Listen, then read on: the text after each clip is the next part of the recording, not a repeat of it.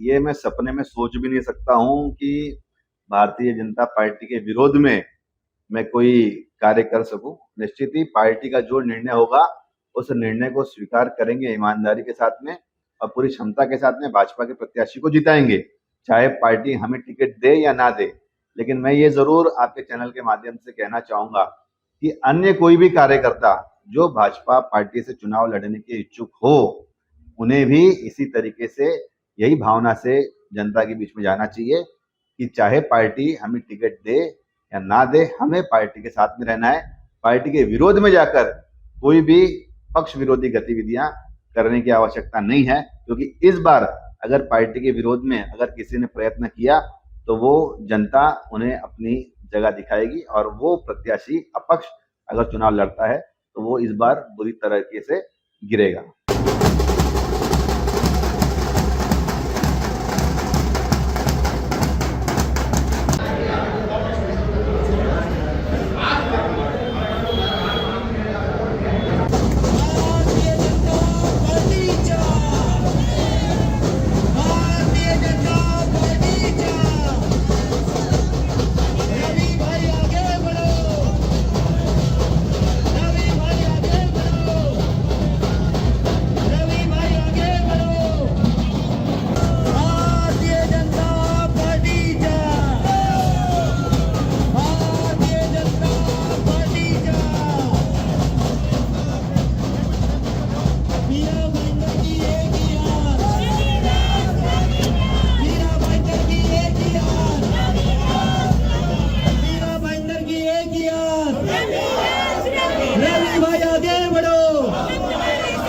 रवि भाई आगे बढ़ो, मीरा भाईंदर की एक ही आस, मीरा भाईंदर की एक ही आस, भारतीय जनता पार्टीचा, भारतीय जनता पार्टीचा।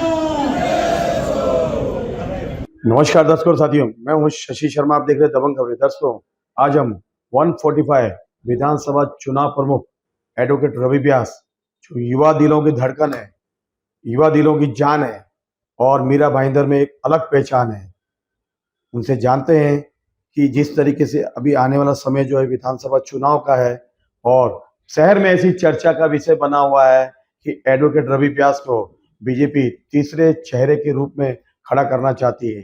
तो क्या कहना चाहेंगे इस मुद्दे पे? सर्वप्रथम तो शशि जी, आपके चैनल के माध्यम से हमारे मीरा भाईंदर के सभी रहीवासियों को नवरात्र उत्सव की ढेर सारी शुभकामनाएं देता हूं। और निश्चित ही भारतीय जनता पार्टी, आप जानते हैं कि मीरा भाईंदर शहर के अंदर जिस तरीके से पार्टी को चाहने वाला इतना बड़ा वर्ग है और अगले ही महीने विधानसभा के चुनाव भी अपेक्षित है, तो उसकी तैयारियां हमने भारतीय जनता पार्टी ने सुचारू ढंग से और बड़े ही एग्रेसिवली शुरू कर दी है। हालांकि भाजपा 365 दिन ही चुनाव के मोड में रहती है, क्योंकि हम लोग हर रोज जनता की सेवा करते हैं, विकास के लिए प्रयत्नशील रहते हैं, संगठन को मजबूत करने का कार्य करते हैं। लेकिन अब क्योंकि आचार संहिता भी मेरे ख्याल से 8 तारीख के बाद कभी भी घोषित हो सकती है, तो अब समय बहुत कम है, तो हमने चुनावी मोड के अंदर हमारी पार्टी ऑटोमेटिक मोड पे आ गई है और इस बार आप देखेंगे कि मीरा भाईंदर विधानसभा में कमल खिलेगा। रवि जी, लोग यहाँ पे अपने आप को विकास पुरुष कहते हैं। लोग कहते हैं हमने विकास किया शहर का। हर कोई कहता है कि मैंने इतना विकास किया है, लेकिन आपको तो कोई विकास पुरुष कहता नहीं है। तो जनता आपके साथ क्यों जाएंगी अगर आपको टिकट मिलता है भाजपा का? देखिए, भाजपा का टिकट मिले या ना मिले वो सेकेंडरी बात है, लेकिन जो भाजपा ने जिम्मेदारी मुझे दी है, अलग अलग समय पे पार्टी ने अलग अलग जिम्मेदारियां दी है और हर एक जिम्मेदारी को मैंने ईमानदारी से पूरा किया है, अपनी क्षमता के अनुसार, अपनी जो भी मेहनत है उसके अनुसार। आपने देखा कि जिला अध्यक्ष के रूप के अंदर जब मुझे जिम्मेदारी दी, तो विपरीत परिस्थितियों में भी पार्टी को हमने संभाला और एक मजबूत संगठन को खड़ा किया। इसकी बदौलत आप आज देख रहे हैं कि हजारों की तादाद के अंदर नए कार्यकर्ता पार्टी से जुड़े। अब मुझे विधानसभा चुनाव प्रमुख की जिम्मेदारी दी है, तो अब मेरी सबसे बड़ी प्राथमिकता यह है कि इस बार जो जिस तरीके से 2019 के अंदर पार्टी को हार का सामना करना पड़ा था और एक अपक्ष एमएलए इस विधानसभा से जीतकर आया। लेकिन इस बार वो गलती दोबारा रिपीट नहीं होगी और 2024 में भाजपा का आप लोगों को नया चेहरा इस विधानसभा से जरूर चुन के आएगा, जो कि जनता की समस्याओं का समाधान करेगा। अब वो चेहरा कौन होगा वो तो पार्टी के आलाकमान ही तय करेंगे। देखिए रवि जी जो है ना बड़े छुपे रुस्तम हैं, बड़े छुपे तौर पे काम करते हैं। हर प्रभाग में इन्होंने कार्यालय खोल रखे हैं, लेकिन कल इन्होंने एक बड़ा कार्यालय खोला है जहांगीर सर्कल पर, और वो कार्यालय खोलने के बाद शहर में ऐसा चर्चा का विषय बना है और कई नेताओं की नींद जो है उड़ चुकी है। उनका ऐसा मानना है कि अगर रवि व्यास उनके प्रतिद्वंदी बनते हैं तो उनके लिए कहते हैं ना नाको चने चमाने जैसा हो जाएगा। मेरे पास में इस विधानसभा की पार्टी की अधिकृत जवाबदारी है इस विधानसभा के चुनाव प्रमुख के रूप में, और मेरी प्राथमिकता ये है कि पार्टी के सभी संगठन के साथ में, कार्यकर्ताओं के साथ में, बूथ लेवल से लेकर जो हमारे चुनाव की आखिरी दिन की प्लानिंग है, उस प्लानिंग को एग्जीक्यूट करना और सभी यंत्रणा जो है वो सही दिशा में कार्य कर रही है कि नहीं उस दिशा में कार्य करना। अब प्रत्याशी भारतीय जनता पार्टी के पास में करोड़ों कार्यकर्ता है, तो हर एक विधानसभा के अंदर 2 प्रत्याशी नहीं, मैं तो कहूंगा कि 100 प्रत्याशी आपको देखने मिलेंगे।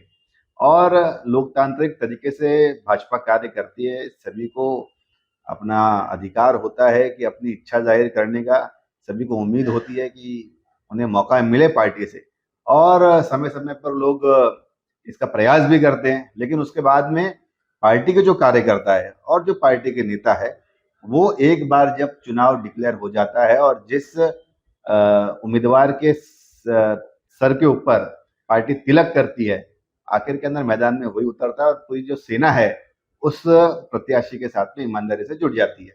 यहाँ पे बीजेपी के 2 दावेदार हैं जो कहते हैं, मजबूती से दावा कर रहे हैं कि भाजपा हमें टिकट देंगी, और वो पूरी तैयारी कर रखी है उन्होंने, साम दाम दंड भेद की। इस चुनाव में कौन सा मुद्दा हावी रहेगा, क्योंकि बीजेपी के जो कुछ पुराने नेता हैं उन पे भ्रष्टाचार के आरोप लगते रहे हैं। पार्टी निश्चित ही साफ सुथरी छवि के उम्मीदवार को ही प्राथमिकता देगी, इसमें कोई दो राय नहीं है।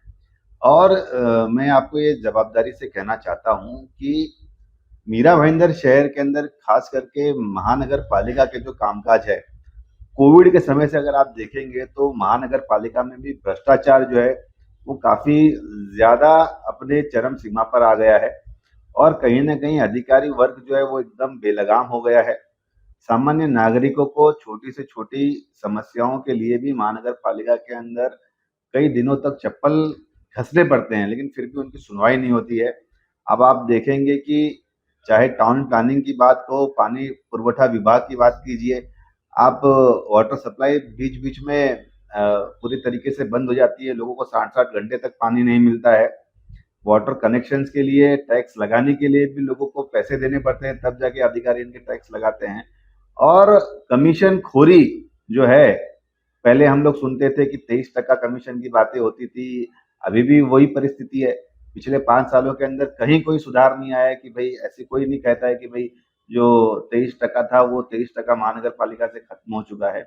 तो ये सभी एक बड़ी चुनौती है और इन सभी चुनौतियों से लड़ना है, और निश्चित ही पार्टी ऐसा प्रत्याशी देगी जो कि मीरा भाईंदर से भ्रष्टाचार को मुक्त करेगा और एक गरीबों के न्याय को देने के लिए वो जमीन पर उतर कर कार्य करेगा।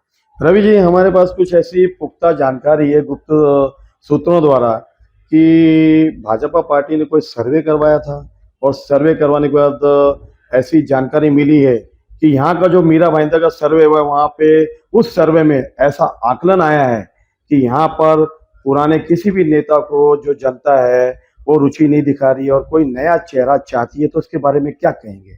देखिए, भारतीय जनता पार्टी ने सर्वे कराया था कि किसी पर्सनल एजेंसी ने कराया था, उसके बारे में मुझे बहुत ज्यादा जानकारी नहीं है, क्योंकि पार्टी जब सर्वे करवाती है तो वो गोपनीय रहता है। लेकिन ये है कि मेरे पास में भी कुछ एजेंसीज और आप जैसे वरिष्ठ पत्रकार के माध्यम से सूचना मिली थी कि जब उनसे पूछा गया कि आप इस विधानसभा से किसे प्रत्याशी के रूप में देखना चाहते हैं, तो कई सारे, अधिकतर लोगों ने, करीबन 80% लोगों ने कहा था कि हम नया चेहरा इस विधानसभा में चाहते हैं। तो इस तरीके की बात मैंने वरिष्ठ पत्रकारों से सुनी है। अब इसमें कितनी सच्चाई है वो तो आप ज्यादा इसके बारे में जानकारी दे पाएंगे, लेकिन कहीं ना कहीं जनता चाहती है कि एक नया चेहरा इस विधानसभा को मिले। तो आपको नहीं लगता है कि रवि जी आप सक्षम है और बीजेपी जो है कहीं उस नए चेहरे के रूप में आपको तैयार करना चाहती है? मैंने ये बार बार कहा है कि चुनाव की जो टिकट का जो विषय है वो तो हमारे पार्टी के नेता तय करेंगे, लेकिन अभी से मेरी जो तैयारी है कि भारतीय जनता पार्टी का उम्मीदवार इस विधानसभा से जीते, इसके लिए मेरी तैयारी शुरू ही है। और अगर पार्टी मौका देगी तो वो तैयारी मेरे भी काम में आएगी। सुनने में ऐसा आ रहा है कि जो दावा भर रहे हैं कि हमें बीजेपी से टिकट मिलेगा और अगर उनको टिकट नहीं मिलता है तो अपक्ष की तैयारी में भी उन्होंने अपनी कोशिशें बना रखी है। लेकिन अगर बीजेपी टिकट आपको नहीं देता है तो क्या आप भी अपक्ष में लड़ना चाहेंगे? जी, ये मैं सपने में सोच भी नहीं सकता हूँ कि भारतीय जनता पार्टी के विरोध में मैं कोई कार्य कर सकूं। निश्चित ही पार्टी का जो निर्णय होगा उस निर्णय को स्वीकार करेंगे ईमानदारी के साथ में और पूरी क्षमता के साथ में भाजपा के प्रत्याशी को जिताएंगे, चाहे पार्टी हमें टिकट दे या ना दे। लेकिन मैं ये जरूर आपके चैनल के माध्यम से कहना चाहूंगा कि अन्य कोई भी कार्यकर्ता जो भाजपा पार्टी से चुनाव लड़ने के इच्छुक हो, उन्हें भी इसी तरीके से यही भावना से जनता के बीच में जाना चाहिए कि चाहे पार्टी हमें टिकट दे या ना दे, हमें पार्टी के साथ में रहना है। पार्टी के विरोध में जाकर कोई भी पक्ष विरोधी गतिविधियां करने की आवश्यकता नहीं है, क्योंकि इस बार अगर पार्टी के विरोध में अगर किसी ने प्रयत्न किया तो वो जनता उन्हें अपनी जगह दिखाएगी और वो प्रत्याशी अपक्ष अगर चुनाव लड़ता है तो वो इस बार बुरी तरीके से गिरेगा। देखिए, समझदार पर इशारा काफी होता है। जिस तरीके से रवि व्यास ने इशारा किया है और सुलझा हुआ समझदार जो नेता होता है ना, वो अपने पत्ते आखिरी दांव तक खेलता है और आखिरी वक्त पे अपने पत्ते खोलता है। और जब पत्ते खोलता है तो सामने वाले विरोधी जो चारों खाने चित हो जाते हैं। कहीं ऐसा तो नहीं, इन्होंने जो इशारा किया है कि तीसरा प्रत्याशी कौन होगा ये तो आने वाला वक्त बताएगा। लेकिन रवि व्यास जिस तरीके से तैयारी कर रहे हैं मीरा भाईंदर में और इन्होंने कार्यालय खोल रखे हैं, उस तैयारी से तो ऐसा लगता है और यहाँ पे जो विरोधी है उनकी नींद उड़ी हुई है कि कहीं ऐसा तो नहीं कि बीजेपी का टिकट जो है और रवि व्यास जो तीसरा चेहरा सामने नजर आ रहा है उसके उनके पाले में जाए। ये तो आने वाला वक्त बताएगा। लेकिन शहर में चुनावी सरगर्मियां तेज है। कैमरामैन परवान मिने के साथ सजी शर्मा।